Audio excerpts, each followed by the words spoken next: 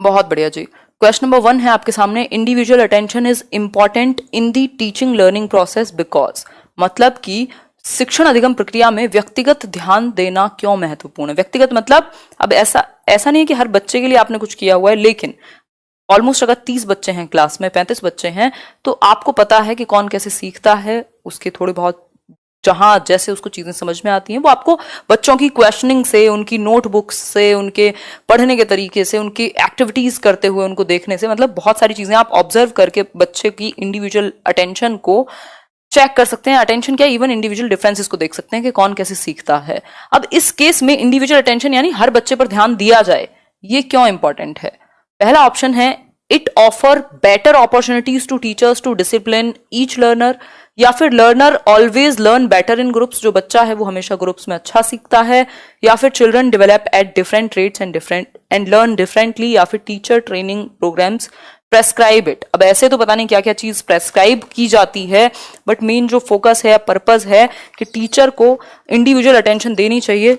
अगर क्लास में 30 बच्चे हैं तो अटेंशन मिलनी चाहिए बच्चों को। इसका सबसे बड़ा रीजन यही है कि हमारे अंदर इंडिविजुअल डिफरेंसेस पाए जाते हैं, व्यक्तिगत विभिन्नताएं हैं, और children develop at different rates and learn differently. सभी बच्चे एक तरीके से नहीं सीखते, अलग अलग तरीके से बच्चे सीख सकते हैं और अलग अलग रेट पर डेवलप हो सकते हैं। ठीक, तो ये एक छोटी सी बात हुई। आगे बढ़ेंगे नेक्स्ट क्वेश्चन की तरफ। नेक्स्ट क्वेश्चन क्या कहता है देख लेते हैं थोड़ा सा। क्वेश्चन नंबर 2 है, in the context of education socialisation means, यानी शिक्षा के संदर्भ में सामाजिकरण क्या है। कोई भी एक एक क्वेश्चन का जो टॉपिक है, अगर आप देखेंगे, ऐसा कोई पेपर आपको सीटेट में मिलेगा नहीं जब उस टॉपिक से क्वेश्चन ना आया हो। ठीक, तो इनको ध्यान में रखते जाइएगा। सोशलाइजेशन यानी सामाजिकरण का अर्थ क्या है एजुकेशन के टर्म में। पहला है adapting and adjusting to social environment, यानी कि आप सामाजिक परिवेश को अपना पाएं और उसमें समायोजन कर पाएं, या फिर ऑलवेज फॉलोइंग सोशल नॉर्म्स, हमेशा आप सामाजिक मानदंडों का पालन करते हैं। Creating one's own social norms, यानी अपने आप एक नए सामाजिक नियम बना देंगे, या फिर रिस्पेक्टिंग एल्डर्स इन सोसाइटी, मतलब बड़ों का सम्मान करना सोसाइटी में। मैं अच्छी हूं शिवांगी, होपफुली आप बेहतर होगे। आंसर कीजिए फटाफट से। बी ऑप्शन मतलब ऑलवेज फॉलोइंग सोशल नॉर्म्स। क्या क्या कर रहे हो यार, ऐसे तो मतलब जो समाज में होगा तो ऐसे तो कोई कभी किसी चीज के खिलाफ आवाज ही नहीं उठाएगा, हमेशा फिर तो वही रूढ़िवादिता ही चलती रहेंगी, या जो चीजें चली आ रही हैं वो तो कभी परिवर्तित ही नहीं होंगी। देखो, सोशलाइजेशन का जो मतलब है वो है कि आप अडेप्ट करते हैं, एडजस्ट करते हैं सोशल एनवायरनमेंट में, और इसी के साथ ही समय के साथ प्रक्रिया जो है वो चेंज भी होती है। तो जस्ट आप हमेशा सोशल नॉर्म्स को फॉलो करें, ये सोशलाइजेशन है, ये कहना गलत होगा। माना हमने कि समाज के कुछ तौर तरीके, नियम, कायदे, कानून हैं, उनको अडेप्ट करना है, उनके साथ एडजस्ट भी करना है सोशल एनवायरनमेंट में, बट हमेशा फॉलो करना। एक तो हमेशा ध्यान में रखिएगा, ये जो ऑलवेज है, नेवर है, जब तक बच्चे के फोकस में या बच्चे के हित में ना हो तब तक आप इसकी तरफ नहीं जाते। ओनली हुआ, नेवर हुआ, है ना, ये एक्सट्रीम हो जाते हैं ये जो वर्ड्स हैं। आगे बढ़ेंगे नेक्स्ट पॉइंट पर। नेक्स्ट पॉइंट क्या है आपका, next question, young learners should be encouraged to interact with peers in the classroom. So जो छोटे बच्चे हैं उनको इंटरेक्शन का मौका मिले। इंटरेक्शन किसके साथ, 15 क्वेश्चन करेंगे आज, 15 नहीं 20 करेंगे। अगर मैं बात करूं तो बच्चों को मौका मिलना चाहिए, छोटे बच्चों को मौका मिलना चाहिए इंटरेक्ट करने का अपने पीयर्स कौन, जो उनके सम आयु यानी लगभग सेम एज के बच्चे हैं उनके साथ। ऐसा क्यों। पहला ऑप्शन है, they learn social skills in the course of the study, मतलब बच्चे सोशल स्किल्स सीखते हैं पढ़ाई के दौरान। या फिर teacher can control the classroom better, जो टीचर है वो बेहतर कंट्रोल कर सकते हैं क्लासरूम को। They can learn answers two questions from each other, एक दूसरे से वो याद कर लेंगे, रट्टा लगा लेंगे आंसर्स का। या फिर the syllabus can be covered quickly, इससे क्या होगा, सिलेबस जल्दी खत्म हो जाएगा यदि बच्चे आपस में बात कर रहे हैं। तो मैं जो एक्सप्लेन करती हूँ उसको आंसर मत माना करो, मैं जस्ट क्वेश्चंस आपके सामने रख रही हूँ कि क्या कहना चाहते हैं, बताइए एक बार। थैंक यू रजनी जी। पुराने वीडियोस बिल्कुल क्वालिटी वीडियोस हैं, कुछ कुछ में जो है प्रॉब्लम है, अदरवाइज तो आप देख सकते हैं बिल्कुल सीटेट का पूरा सिलेबस कंप्लीट है सीडीपी का। आंसर क्या होगा, A option, they learn social skills in the course of the study. ये एक बहुत महत्वपूर्ण बात है जो प्रोग्रेसिव एजुकेशन है जॉन डुई वाली, जो लर्निंग बाय डूइंग को फोकस करके कहते हैं कि आप रियल लाइफ के लिए सीखें, है ना। एजुकेशन फॉर लाइफ मतलब कि जो प्रेजेंट लाइफ है उसके लिए आप सीख रहे हैं। तो सोशल स्किल्स बहुत महत्वपूर्ण है, यानी सामाजिक जो हमारी स्किल्स हैं कौन सी हैं, कोऑपरेट करना, एक दूसरे को सहयोग करना, कुछ जो नॉर्म्स हैं एक एनवायरमेंट में अडेप्ट कर पाना, एडजस्ट कर पाना। जरूरी नहीं है कि हर बार आपको 4 बच्चों के बीच में या एक ग्रुप में अगर काम दिया जाए तो बच्चा झगड़ालू हो जाए या वहां लड़ने झगड़ने लगे। तो ये सब सोशल स्किल्स हैं, एक दूसरे को रिस्पेक्ट करना, कोऑपरेट करना, बहुत सारी चीजें जो रूल्स हैं उनको फॉलो करना, ये सब सोशल स्किल्स हैं जो बच्चे अगर ग्रुप में काम करेंगे तो सीखेंगे। ठीक, अगर उनको कभी पता ही नहीं लगेगा कि 4 लोग मिलकर के भी कुछ कर सकते हैं, टीम वर्क नहीं आएगा फिर कभी। तो सोशल स्किल्स की वजह से हम कहेंगे। और टीचर कंट्रोल कर सकते हैं, सिर्फ क्वेश्चन आंसर याद करना, सिलेबस को कवर करना, ये कभी भी मेन उद्देश्य नहीं होते किसी चीज के।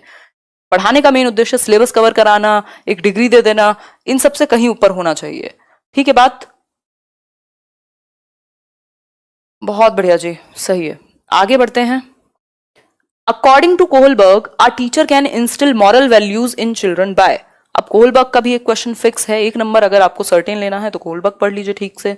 अगर मैं बात करूं तो कोहलबर्ग के अकॉर्डिंग टीचर जो है वो मॉरल वैल्यूज को इंस्टिल कर सकते हैं बच्चों में, कैसे, यानी नैतिक मूल्यों का विकास कर सकते हैं, भर सकते हैं नैतिक मूल्य कैसे बच्चों में, bye involving them in discussions on moral issues, नैतिक मुद्दों पर चर्चा में उन्हें शामिल करके, या फिर giving strict instructions on how to behave, यानी कैसे व्यवहार करें इस पर आप सख्त निर्देश देंगे, या फिर giving importance to religious techniques, धार्मिक तकनीकों को आप अपनाने के लिए कहेंगे, या फिर laying clear rule of behaviour, मतलब आपने कह दिया ये करना है और ये नहीं करना है।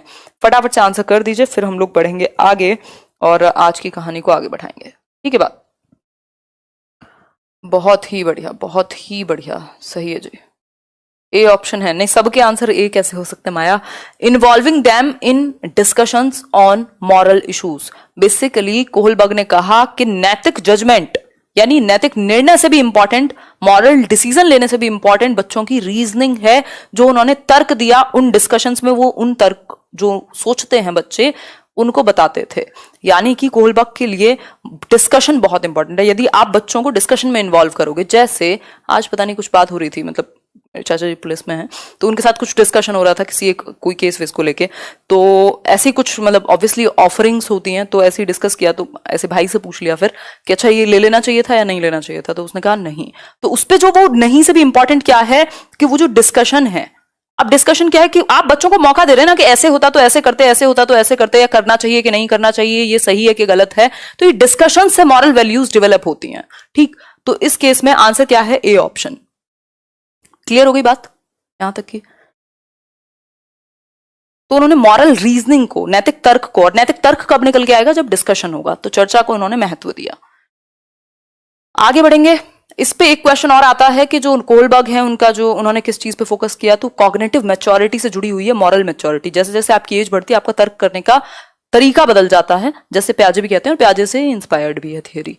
फिर है question number 5, which of the following is a feature of progressive behaviour, यानी कि प्रगतिशील व्यवहार का कौन सी एक विशेषता है प्रगतिशील व्यवहार की।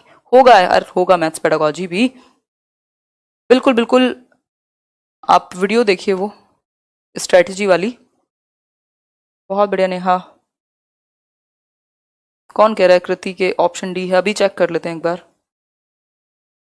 चलिए पहले एक बार इसका आंसर कर दीजिए, देख लेंगे, हो सकता है चेक करेंगे। अभी कोई कुछ नहीं कह सकता साक्षी सीटेट के बारे में। आंसर कर दीजिए। फ्रीक्वेंट टेस्ट लें आप, उसको प्रोग्रेसिव बिहेवियर कहेंगे। टाइम टेबल जो है वो फ्लेक्सिबल हो, सिटिंग अरेंजमेंट जो है वो फ्लेक्सिबल हो, ऐसा नहीं है कि मतलब आपने बिल्कुल डंडे के डर से 9 बजे बुला तो लिया और वो सोया पड़ा है बच्चा।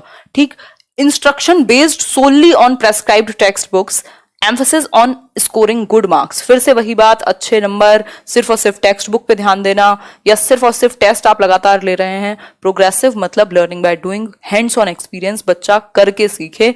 और इसमें फ्लेक्सिबिलिटी बहुत जरूरी है। फ्लेक्सिबिलिटी मतलब आपने कोई पीरियड खेलने का भी दिया उसको, कोई पीरियड आज किसी चीज का है, मतलब फ्लेक्सिबिलिटी है, वो मैकेनिकल फील नहीं आ रहा, उसको मशीन जैसा फील नहीं हो रहा। कोई आज कुछ बच्चे जो वो सिटिंग अरेंजमेंट नहीं चलता, रोटेशन चलती रहती है, तो वो भी बदलता रहे, नहीं तो क्या हो जाएगा, एक सैचुरेशन सा आ जाएगा या मोनोटोनस बन जाएगी क्लास आपकी। तो आंसर जो है वो बी होगा। लास्ट क्वेश्चन में किसी ने कहा था कि डी है आंसर, प्लीज चेक। ये पता नहीं आजकल कौन कहाँ क्या कराया जा रहा है, कई तो कोचिंग सेंटर्स भी, मतलब अब मुझे कहना बहुत गलत लगता है बट ठीक है छोड़ो, ये डी नहीं होगा इसका आंसर, जो आंसर है वो ए होगा। ठीक है, गलतियां सब करते हैं बट आप सालों साल से पढ़ा रहे हैं और पूरा 10 साल आप कह रहे हैं कि हम बहुत जीवन पर्यंत से आपको कोर्स बेच रहे हैं या पढ़ा रहे हैं, कोचिंग्स दे रहे हैं, और आकर के अगर आप देखेंगे तो एनालिसिस अगर किया जाए तो इतनी गलतियां हैं जो कि गलत है। गलतियां सब करते हैं, ऐसा नहीं है कि मतलब मैं इम्यून हूं गलतियों से या गलतियां नहीं की, बट आप ईश्वर भी बन रहे हैं और आप गलतियां भी रोज कर रहे हैं दबा के, बिल्कुल ऐसे चीजों पे कि जिसमें प्रॉब्लम है। फिर जो डाउट्स आते हैं मेरे पास, इतनी सारी पिक्चर्स आती हैं, मतलब मैं परेशान हो जाती हूँ कि यार क्या। चलो खैर क्वेश्चन पर आते हैं। क्वेश्चन नंबर 6 है, a teacher makes use of a variety of task to cater to the different learning styles of her learners, she is influenced by. मतलब कि अगर मैं बात करूं, देखो जो वो डी ऑप्शन था, चलो मैं एक्सप्लेन भी कर देती हूँ, क्लियरली लेइंग वेज या रूल्स कि ये करो या ये करो, ऐसे तो सारी दुनिया ने बनाया ही हुआ है ना, रूल्स तो बने ही हुए हैं, आप कितना फॉलो कर रहे हैं उनको। तो मॉरलिटी जो है वो आपके रूल्स तक सीमित नहीं है, सिर्फ आप जब चॉइस मिलती है तब आप क्या करते हैं, ये भी है। ठीक है बात। खैर यहां आते हैं थोड़ा सा। क्वेश्चन नंबर 6 है, a teacher makes use of a variety of task to cater to the different learning styles of her learners, she is influenced by. यानी कि अगर मैं बात करूं तो जो एक टीचर हैं वो वैरायटी ऑफ टास्क्स का, मतलब अलग अलग तरीकों का इस्तेमाल करते हैं बच्चों को सिखाने के लिए, क्योंकि अलग अलग लर्निंग स्टाइल्स हैं बच्चों के। तो कौन सी एक बात सही होगी? वाइगॉस्की का सोशियो कल्चरल अप्रोच है, पियाजे का कॉग्निटिव डेवलपमेंट है, कोहलबर्ग का मॉरल डेवलपमेंट है, या गार्डनर का मल्टीपल इंटेलिजेंस है? बताइए एक बार। कोई बात नहीं अजय जी।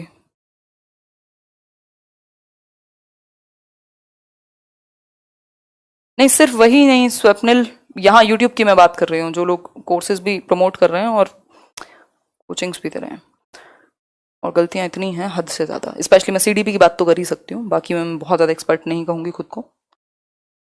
डी लॉक कर दें।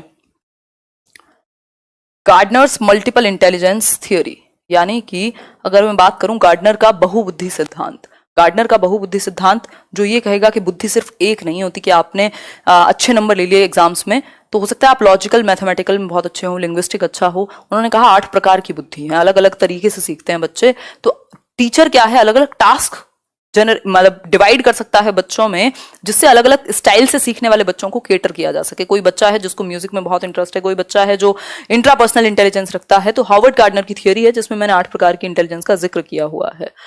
आगे बढ़ते हैं क्वेश्चन नंबर 7 पर। Vygotsky emphasised the significance of the role played by which of the following factors in the learning of children. मतलब कि वाइगॉस्की की अगर हम बात करें तो वो किस चीज पर जोर देते हैं। अगर मैं बात करूं कौन सा एक फैक्टर वाइगॉस्की के लिए इंपॉर्टेंट होगा बच्चों के सीखने में, पहला जो क्वेश्चन है वो है फिजिकल, पहला ऑप्शन है फिजिकल, फिर है सोशल, फिर है हेरिडिटी, फिर है मॉरल। बताइए एक बार, आंसर कीजिए।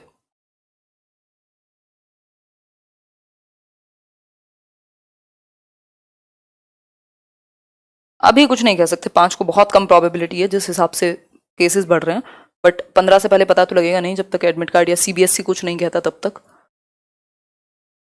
जय हिंद सौरभ, बताइए एक बार। सोशल होगा, सोशियो कल्चरल अप्रोच है इनकी, सोसाइटी और कल्चर से बच्चा इंटरैक्ट करके अंतः क्रिया करके सीखता है, ऐसी बात वाइगॉस्की कहते हैं। आनुवांशिकता की बात होती तो शायद हम जेनेटिक एपिस्टेमोलॉजी लिखा होता अगर, तो हम किसके पास चले जाते, पियाजे के साथ हम जा सकते थे। ठीक है, बाकी के 2 ऑप्शन जो हैं ए और डी वो बेकार हैं, उनका कोई यूज नहीं है। क्वेश्चन नंबर 8 है, a school gives preferences to girls while preparing students for a state level solo song competition.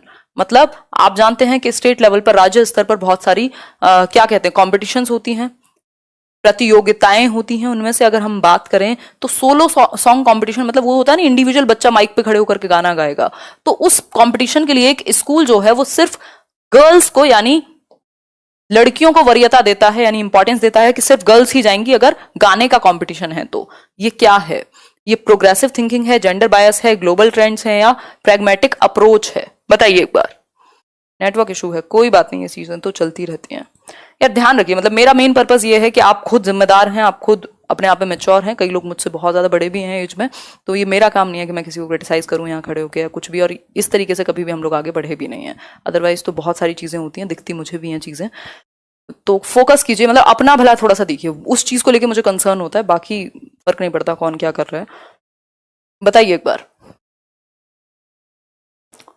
सही है, लर्न सिटी, अभी और काम करो। बी ऑप्शंस यानी जेंडर बायस। एग्जैक्टली एक क्वेश्चन फिक्स है जेंडर बायस का, कोई नहीं हटा सकता। लिंग पूर्वाग्रह अगर हम बात करें, अगर आप किसी भी एक तरफ झुके हुए हैं तो या तो आपको ऑप्शन में जेंडर बायस मिलेगा, स्टीरियोटाइप मिलेगा, या डिस्क्रिमिनेशन मिलेगा। सिंपल है बात, क्योंकि आप चाहे गर्ल्स को वरीयता दें चाहे आप बॉयज को दें, अब यहां ये नहीं हो सकता विमेन एम्पावरमेंट है, सिंपल लिखा है आप एक तरफ झुके हुए हैं किसी भी एक कॉम्पिटिशन को लेकर के, दैट मीन्स आप बायस हैं। ठीक, आगे बढ़ेंगे। क्वेश्चन नंबर 9 है इंक्लूसिव एजुकेशन। इंक्लूसिव एजुकेशन पर क्वेश्चन पूछे जाते हैं। इंक्लूड्स इंडोक्ट्रिनेशन ऑफ फैक्ट्स, मतलब भर दिए जाते हैं फैक्ट्स को।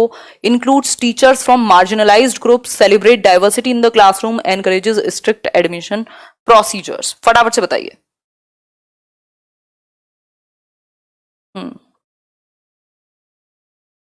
पता नहीं काजू, सबका अपना एक व्यक्तित्व है, सबके अपने ओरिएंटेशन है, अब जो है तो है, क्या कर सकते हैं। गुड और बैड तो पर्सपेक्टिव्स हैं, है ना, जो चीज़ आपको अच्छी लग रही है हो सकता है वही किसी को नेगेटिव नजर आए, तो ये बहुत ही, हाँ बिल्कुल बिल्कुल, बताइए एक बार। सिंपल है, celebrate diversity in the classroom, unity in diversity को प्रमोट करता है, इक्विटी एंड इक्वालिटी को प्रमोट करता है इंक्लूसिव एजुकेशन, यानी एजुकेशन फॉर ऑल। आप बच्चे को चेंज नहीं करते, सिस्टम को चेंज करते हैं, क्योंकि बच्चा जो है वो सिस्टम के लिए नहीं है, आपका जो सिस्टम है वो बच्चे के लिए है, यानी सभी के लिए शिक्षा एक छत के नीचे एक तरीके से। अगर मैं बात करूं तो ये इंक्लूसिव एजुकेशन वाला वीडियो देख लीजिएगा, ये चीजें क्लियर हो जाएंगी, और भी इससे रिलेटेड 4 और चीजें भी क्लियर हो जाएंगी। When a child fails it means, अब ये इतना बच्चा क्वेश्चन है, इसमें भी कितने सारे डाउट्स रहते हैं। कल किसी ने लिखा कि वो एडोलेसेंस होगा, फिजिकल ग्रोथ वाला है, स्पर्ट ग्रोथ जो है वो एडोलेसेंस में होती है। एडोलेसेंस में होती है, किसने मना किया, मैंने डिस्कस भी तो किया था, जन्म के बाद इन्फेंसी में सबसे तेज, फिर अर्ली चाइल्डहुड में उससे कम, लेटर चाइल्डहुड में उससे कम, और फिर मतलब लेटर चाइल्डहुड में थोड़ी डाउन चली जाएगी और एडोलेसेंस में एकदम से बढ़ेगी। लेकिन सबसे तेज कहाँ होगी, तो वो 2 स्टेजेस हैं, एक है आपका इन्फेंसी और है अर्ली चाइल्डहुड, उससे तेज नहीं हो सकती एडोलेसेंस में।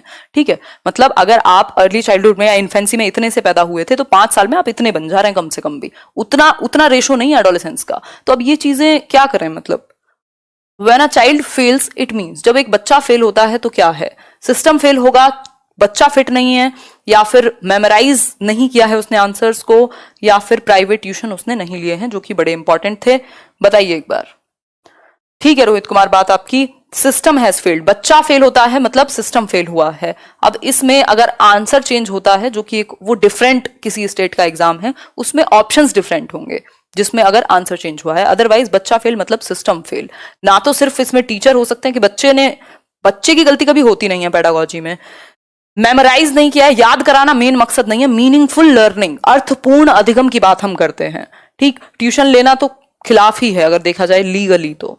ठीक, आगे बढ़ेंगे। Which of the following is a domain of learning, 3 domain दिए हैं बीएस ब्लूम ने अपनी ब्लूम टेक्सोनॉमी में, और वो 3 डोमेन कौन से हैं, फटाफट से उनमें से एक चूज कर लीजिए, स्पिरिचुअल, प्रोफेशनल, एक्सपीरियंशियल या अफेक्टिव। आंसर कीजिए। हाँ संजीव, जिन्होंने थोड़ी सी प्रैक्टिस की है उनको आज के क्वेश्चन ईजी लगेंगे। ग्रेट सर्विस, बहुत बढ़िया कंदपाल जी, आंसर कीजिए और लाइक शेयर भी कर दीजिएगा अगर सेशन पसंद आए। डी होगा इसका सिंपल आंसर, सामवेगिक, यानी कि अफेक्टिव डोमेन। अफेक्टिव डोमेन क्या है, आपके इमोशंस से जुड़ा हुआ। 3 एस्पेक्ट की बात हुई है, वो जो हेड, हैंड एंड हार्ट की जो शिक्षा थी पेस्ट्रोलॉजी की, अगर मैं बात करूं यहां तो एक है साइकोमोटर। साइकोमोटर मतलब गत्यात्मक पक्ष, जो एक्टिविटी करके फिजिकली एक्टिव होगा बच्चा, वो हुआ।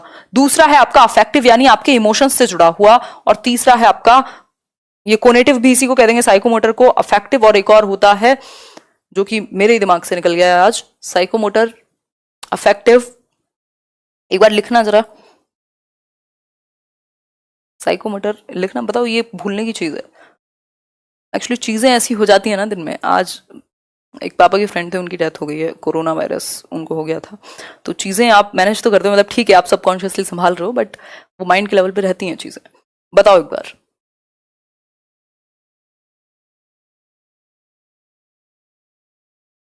अरे यार, कॉग्निटिव, एग्जैक्टली कॉग्निटिव, संज्ञान मतलब हेड, हैंड और हार्ट की अगर हम बात करें, कॉग्निटिव मतलब आपका संज्ञान, मेंटल स्किल्स से रिलेटेड, आपका दिमाग, दूसरा है साइकोमोटर फिजिकल एक्टिविटीज, और अफेक्टिव मतलब इमोशन से रिलेटेड। क्लियर हो गई बात? तो डी ऑप्शन हो गया। आगे बढ़ेंगे। क्वेश्चन नंबर 12 है आपके सामने, विच of the following is a teacher related factor affecting learning, यानी कि इनमें से कौन सा जो है वो टीचर से रिलेटेड ऐसा फैक्टर है जो लर्निंग को अफेक्ट करेगा। पहला ऑप्शन है नेचर ऑफ द कंटेंट और learning experiences, mastery over the subject matter, proper seating arrangement, या फिर availability of teaching learning resources. फटाफट से आंसर कीजिए, फिर हम लोग आगे बढ़ेंगे। ग्रेट आशु जी, आंसर कीजिए फटाफट से। ग्रेट संदीप, बहुत बढ़िया।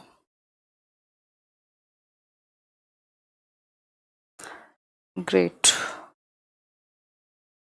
बीएस ब्लूम, बेंजामिन ब्लूम, उनके साथ और 2 एसोसिएट्स थे। आंसर होगा मास्टरी ओवर दी सब्जेक्ट। क्यों है mastery over the subject? Teacher related factor, जिसमें टीचर कुछ करे। टीचर कुछ करे, टीचर किसमें कुछ कर सकता है भाई? सब्जेक्ट पर मास्टरी है कि नहीं। अभी जो कहानी चल रही थी पूरी कि विषय वस्तु पर कंट्रोल है कि नहीं। बेशक आपने 6 साल कोचिंग में पढ़ा लिया, हुआ क्या? आप वो जो 6 साल का पहला साल था वहां तक कुछ इंप्रूव हुए या वही चल रही है कहानी? ठीक, तो नेचर ऑफ द कंटेंट और लर्निंग एक्सपीरियंसेस ये आपके हाथ में नहीं है। दूसरा प्रॉपर सीटिंग अरेंजमेंट, बात जरूरी नहीं है कि ये इंपॉर्टेंट हो। तीसरा है availability of teaching learning resources, तो इसमें भी आप सब कुछ नहीं कर सकते, लेकिन जो टीचर रिलेटेड फैक्टर है वो है मास्टरी ओवर द सब्जेक्ट। अगर सब्जेक्ट पर आपकी मास्टरी है तो बाकी चीजें जो हैं वो की जा सकती हैं, संभाली जा सकती हैं। तो इसलिए जो ऑप्शन है वो बी ज्यादा बेहतर होगा यहां। आगे बढ़ेंगे। क्वेश्चन नंबर 13 है, errors of learners often indicate, बच्चों की जो गलतियां हैं वो क्या इंडिकेट करती हैं, क्या दर्शाती हैं? पहला ऑप्शन है absence of learning, socio economic status of the learners, how they learn, या फिर the need for mechanical drill. Answer कीजिए फटाफट से। सही है शिल्पा।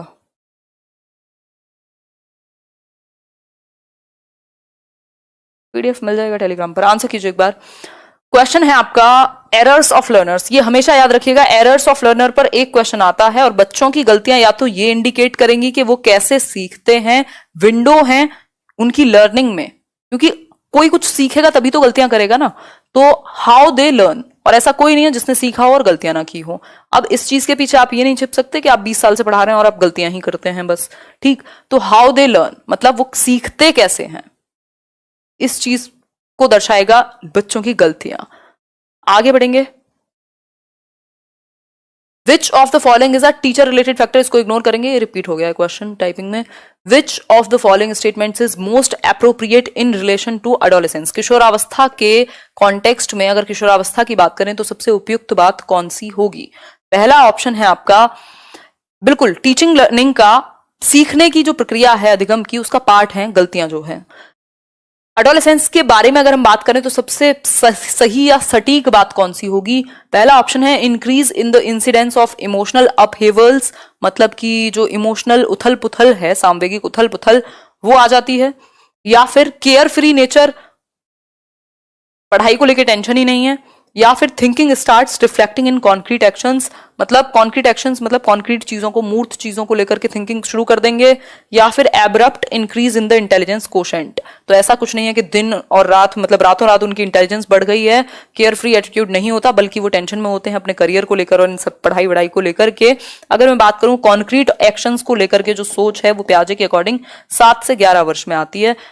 ठीक, तो यहां तो एब्स्ट्रैक्ट थॉट आएगा। आंसर है increase in the incidence of emotional upheavals, मतलब कि भावनात्मक उथल पुथल बहुत ज्यादा है, ये कह सकते हैं इमोशनल आउटबर्स्ट है, इमोशनल इंस्टेबिलिटी का काल है, तनाव एवं तूफान का काल है, जिसको जी स्टैनली हॉल कहते हैं कि भाई is a period of stress and storm. क्यों? क्योंकि फिजिकली, साइकोलॉजिकली, इमोशनली इतने ज्यादा लेवल पे उनके अंदर चेंजेस हैं। इसलिए आप देखते हैं जो ये टीन एज के बच्चे हैं, 12 से 18 वाले बच्चे नहीं कहेंगे इनको, किशोर कहेंगे, तो इनके अंदर बहुत ज्यादा गुस्सा भी पाया जाएगा, एकदम मूड स्विंग्स भी बहुत ज्यादा पाए जाएंगे, और एंग्जाइटी, अग्रेशन, ये सारी चीजें इनमें हो सकती हैं, क्योंकि बहुत सारे परिवर्तन एक साथ हो रहे होते हैं, दिमाग के लेवल पे भी, बॉडी के लेवल पे भी। क्वेश्चन नंबर 16 है the most important factor in the effective teaching learning process, सबसे महत्वपूर्ण फैक्टर कौन सा है? अगर आप इफेक्टिव, अफेक्टिव नहीं है, इफेक्टिव मतलब एक बेहतर शिक्षण अधिगम की प्रक्रिया की बात करें तो बताएं एक बार।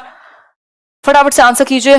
पहला ऑप्शन है punctuality exhibited by teacher and students, शिक्षक और छात्रों द्वारा जो पंक्चुअलिटी मतलब समय पे आना, चाहे आप 2 रुपए का काम ना करें बट समय पे आए।